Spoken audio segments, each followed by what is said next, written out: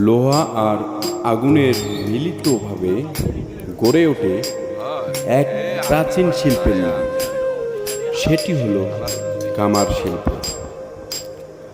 আবহমান কাল থেকে আমাদের বাংলার লোক সংস্কৃতি, কৃষি এবং গ্রামীণ জীবনযাত্রা থেকে এই শিল্পের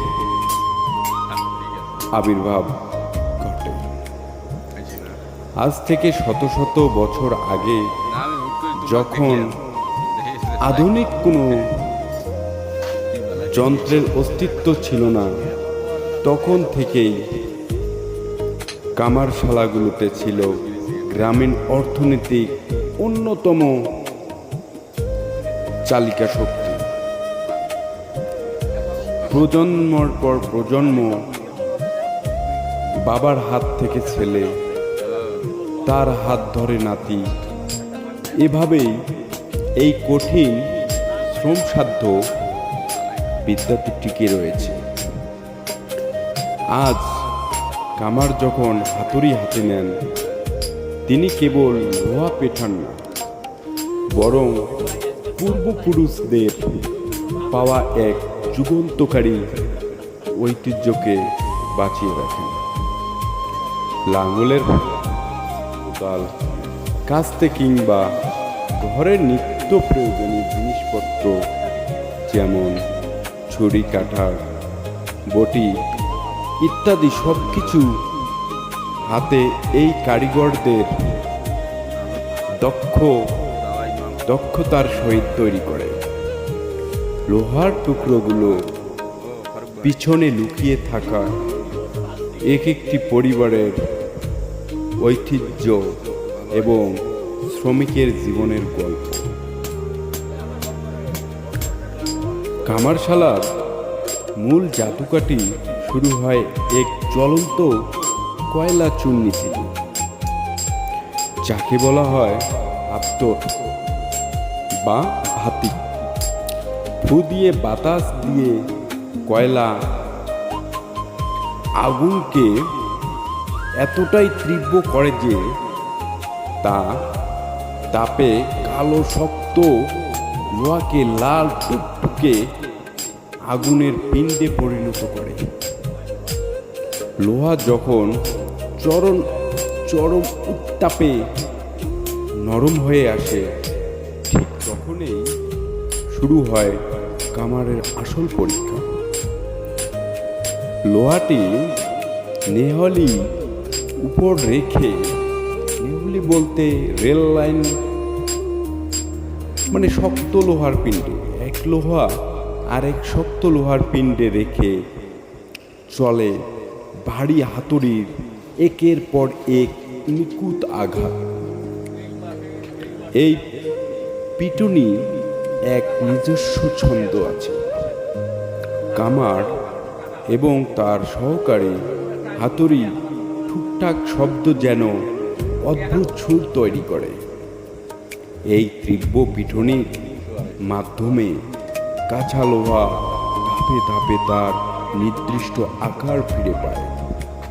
কখনো তা হয়ে ওঠে তা, কখনো শক্ত কোদাল। তবে কাজ কিন্তু এখানেই শেষ না। আকৃতি দেওয়ার পর সবচেয়ে গুরুত্বপূর্ণ ধাপ, যাকে বলা হয় পানি ধাপ।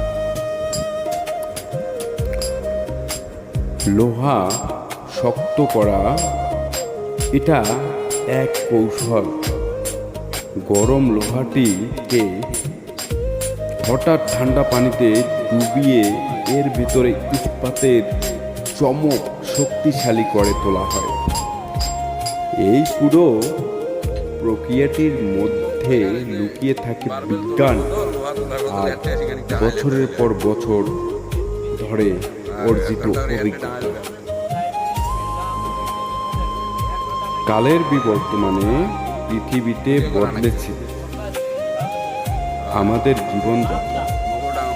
এক সময় যে কামারশালায় বাস্তবতা আর হাতুড়ির শব্দ গ্রামের সকাল শুরু হতো, এরকম একটি সময় ছিল যে সকালে ঘুম থেকে উঠে কামারের শালাতে টুকটাক শব্দ দিয়ে আমাদের সকালটা চলে আসত। আধুনিক প্রযুক্তির ছোঁয়ায় আজ তা অনেকটাই বিলুপ্ত। এখন বড় বড় কামারখানা আর আধুনিক মেশিন তৈরি সস্তা লোহার জিনিসপত্র বাজার দখল করে নিয়েছে। ফলে মাথার ঘাম পায়ে ফেলে দিনরাত পরিশ্রম করে এই স্বাধীন কারিগররা তাদের ন্যায্য মূল্য পাচ্ছে না।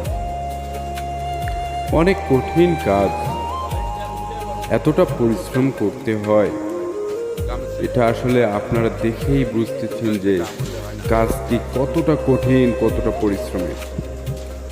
অর্থনৈতিক টানাপোড়ায় আর এই ভবিষ্যতের অনিশ্চয়তার কারণে নতুন প্রজন্ম বা তরুণ সমাজ আর কষ্টসাধ্য পেশা আসতে চাচ্ছে না। এখন আধুনিক যুগে এরকম পরিশ্রম কে করবে বলেন?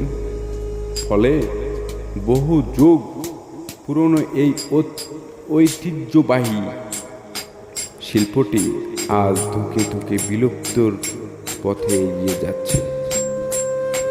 কিন্তু মনে রাখবেন, এটি কেবল পেশা না, এটি আমাদের একটা বড় সংস্কৃতির অংশ। এই কারিগরদের হাতের ছোঁয়া, অস্থির এক মায়া থাকে যা আধুনিক মেশিনে পাওয়া কোনোভাবেই সম্ভব না। আসুন আমরা এই পরিশ্রমী ও এই আত্মবিশ্বাসী শিল্পীদের মেহনতকে শ্রদ্ধা জানাই। এই হারিয়ে যাওয়া ঐতিহ্যকে টিকিয়ে রাখতে আমরা সবাই ভালোবাসে এদেরকে বাঁচিয়ে রাখি।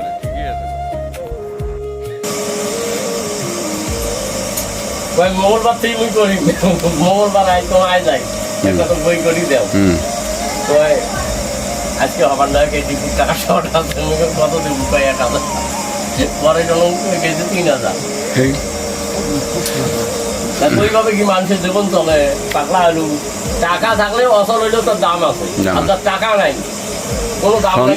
সঞ্চয় করা খুব ভালো, যেভাবেই সঞ্চয় করেন না কেন, এখন খুবই ভালো। এখন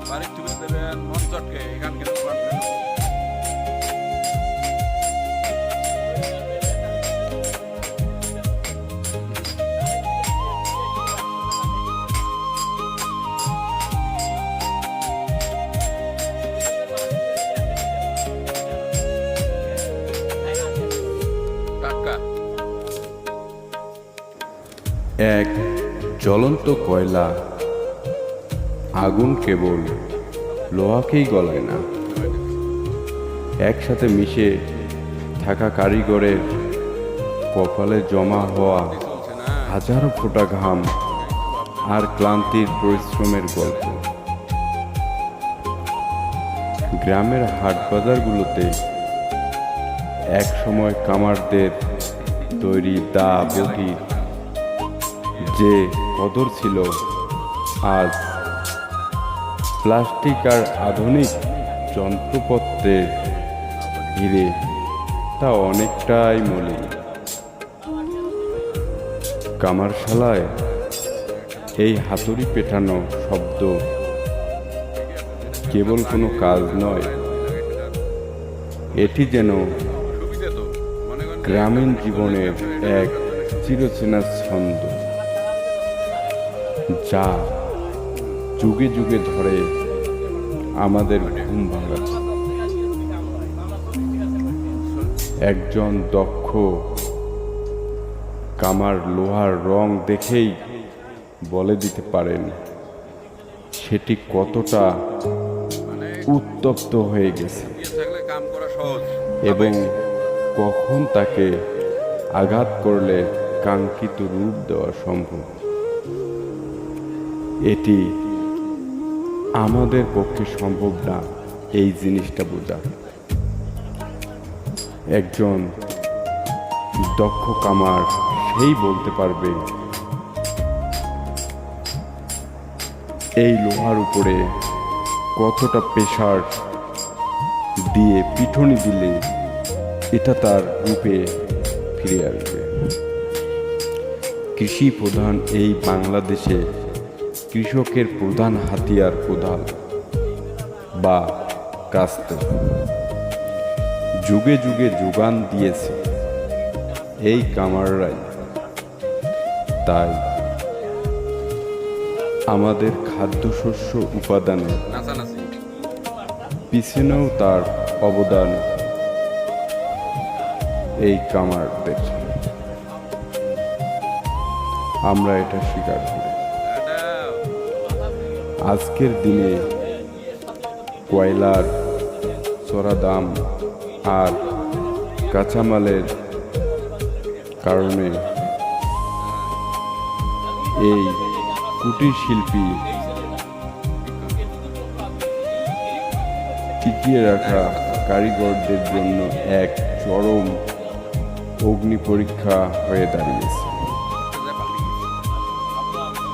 মেশিনের তৈরি জিনিসপত্র হয়তো দেখতে নিখুঁত হতো, কিন্তু একজন কামারের নিজের হাতে পিটিয়ে তৈরি করা জিনিসের ধার আর বহুগুণ বেশি মান।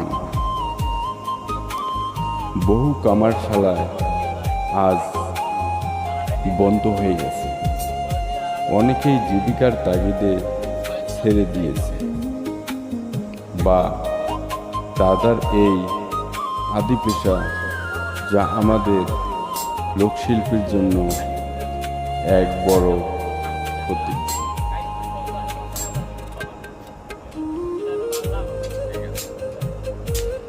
সহকারী বা প্রাতিষ্ঠানিক সহযোগিতা এবং সহজ শর্তে ঋণ পেলে হয়তো ঐতিহ্যবাহী এই শিল্পটি আবার নতুন করে প্রাণ ফিরে পেত।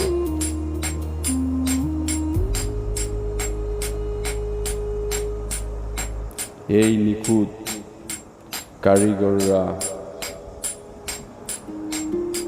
হারিয়ে গেলে আমাদের শিকড়ে একটা বড় অংশ কি চিরতরে হারিয়ে যেতে পারে? আপনারাই বলেন।